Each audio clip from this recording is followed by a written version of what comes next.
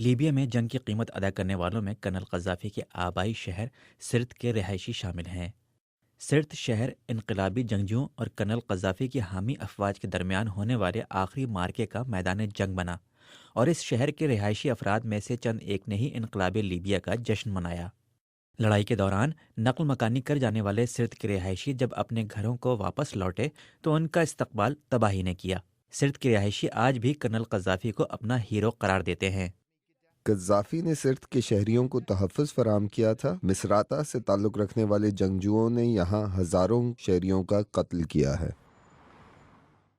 Libya کے شہر Misrata میں بھی جنگ سے ہونے والی تباہی واضح نظر آتی ہے۔ شہر میں جنگ میں مارے جانے والے افراد کی تصاویر پر مبنی ایک یادگاری میوزیم بھی قائم کیا گیا ہے۔ اس شہر پر کرنل قذافی کی حامی افواج نے حملہ کر کے یہاں 3 ماہ تک خوف پھیلائے رکھا تھا۔